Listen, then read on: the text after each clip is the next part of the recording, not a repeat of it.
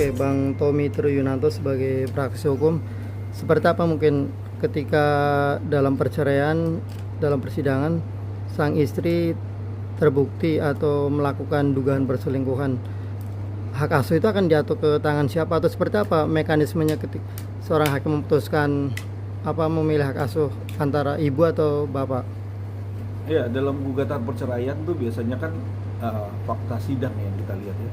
Apabila berjalannya suatu sidang perceraian, tentunya kan dilihat penyebabnya ataupun pemicunya ya, pemicu daripada kenapa harus bercerai kan seperti itu. Karena kan sebelum sidang itu kan diadakan mediasi. Kalau lepas dari mediasi itu tidak bisa tidak bisa berhasil, tentunya akan lanjut proses sidangnya. Nah, di dalam fakta sidang juga dilihat tuntutan ataupun gugatannya. Ada apa nih sebenarnya di dalam sidang? Apabila nanti terbukti memang ternyata adanya satu kesalahan ataupun adanya perselingkuhan misalnya yang menyebabkan keretakan rumah tangga ini, tentunya dari pihak majelis juga melihat berdasarkan apa faktor-faktornya. Kan seperti itu. Jadi fakta sidang ini melihat apabila nanti juga memberatkan karena memang kan dari penghasilan sandang pangan papan ya, semua tuh dilihat juga. Nah, majelis juga melihat nih layak tidak untuk dikasih hak asuh anak ke ibunya.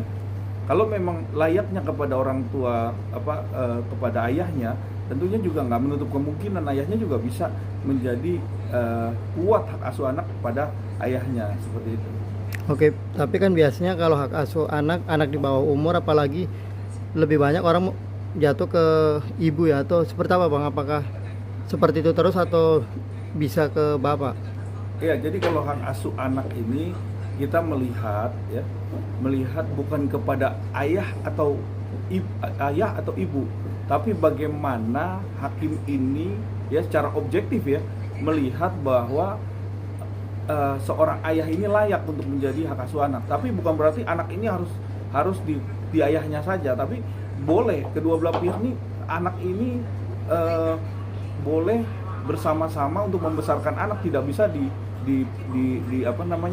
dibeda-bedakan persentasenya, semua sama, ayahnya dan ibunya tuh boleh. Jadi saling untuk bisa bersinergi untuk membesarkan anak di sini. Tapi kalau poin-poin penting di dalam hak asuh anak tadi adalah dia bertanggung jawab terhadap kehidupan makan, bertanggung jawab kepada papan, yaitu rumah ya, tempat tinggal dia, dan juga sekolah.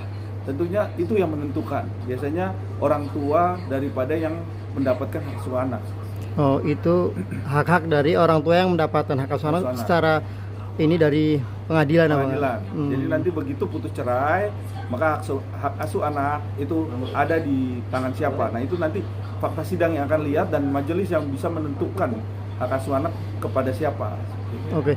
Pertimbangan dari kenyamanan sang anak ditentukan juga nggak oleh hakim, Bang? Artinya ketika sang anak lebih memilih ibunya atau bapaknya gitu.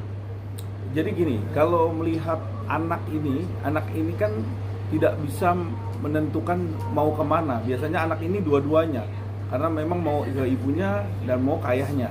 Nah, kalau melihat dari bagaimana ya anak ini nyamannya mau ke ayah ke ibunya, ya silakan aja. Tapi kalau hak asuh itu bagaimana menentukan dia tinggal nanti sama siapa, sama ayahnya. Tapi ibunya pun boleh untuk bisa melihat, untuk bisa membawa dia pergi jalan-jalan seperti itu. Nah, itu nanti dijadwalkan, biasa seperti itu.